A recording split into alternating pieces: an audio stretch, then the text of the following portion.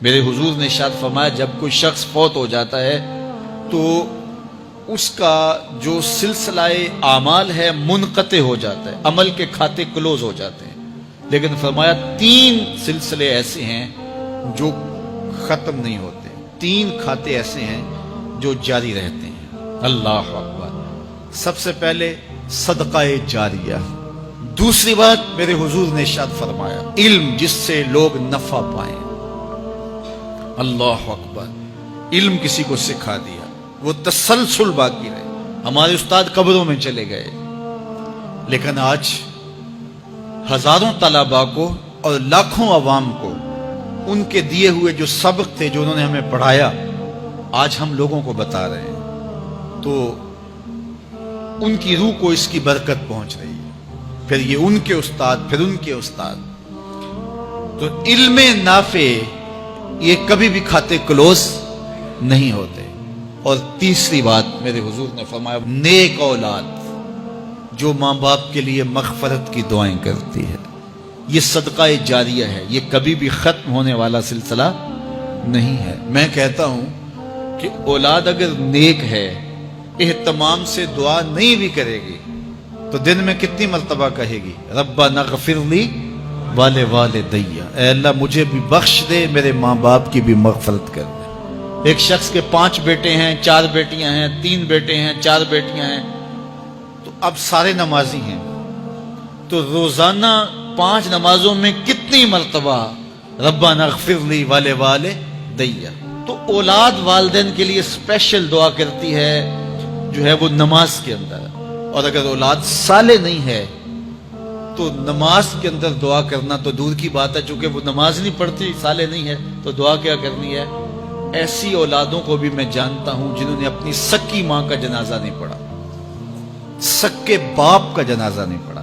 ویسے ایک ایسے بد نصیب کو میں جانتا ہوں جس نے واقعتاً نہیں پڑھا، آیا ہی نہیں، قبرستان میں بھی نہیں آیا، لیکن بہت سارے ایسے لوگوں کو میں جانتا ہوں جو قبرستان میں آئے ہیں لیکن اپنے باپ کا، اپنی ماں کا جنازہ نہیں پڑھا، جنازگاہ میں کھڑے رہے، جنازہ نہیں پڑھا۔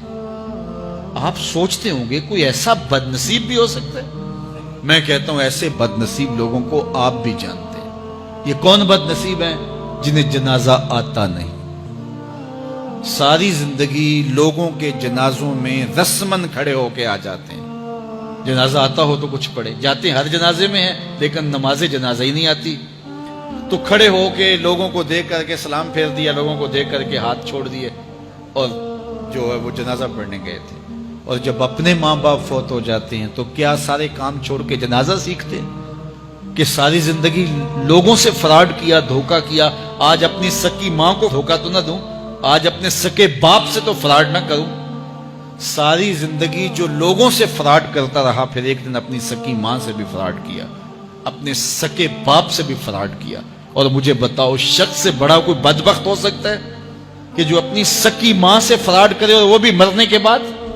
سکے باپ سے فراڈ کرے، اس کی لاش پڑی ہوئی ہو اور وہ اس سے فراڈ اور دھوکہ کر رہا ہو، اگر اس کے اندر ضمیر ہو تو ڈوب کے مر جاتا کہ میں اپنی ماں سے فراڈ کر رہا ہوں اور اپنے باپ سے فراڈ کر رہا ہوں۔ تو یہ کتنی بڑی بد نصیبی ہے کسی اولاد کی اور کسی ماں باپ کی بھی کہ اس کی اولاد بھی اس کے لیے جنازہ پڑھنے کی صلاحیت نہیں رکھتی ہے۔ اور وہ کتنے خوش نصیب ماں باپ ہیں جن کا جنازہ خود اولاد پڑھاتی ہے۔ اتنی صلاحیت اور اس قدر اللہ نے ان کو خیر کی توفیق دی ہے کہ وہ خود اس قابل ہے اور اس منصب پہ ہے کہ وہ اپنے ماں باپ کا خود جنازہ پڑھائے۔ کوئی جنازہ پڑھائے بڑی برکت ہے، لیکن جس خلوص سے بیٹا دعا کر سکتا ہے کوئی اور تو نہیں کر سکتا ہے۔ تو اپنی اولادوں کو نماز جنازہ سکھاؤ، اپنی اولادوں کو دین سکھاؤ، یہ عادی بن جائے نماز کے، تاکہ بعد از انتقال دعاؤں کے سلسلے جاری رہیں۔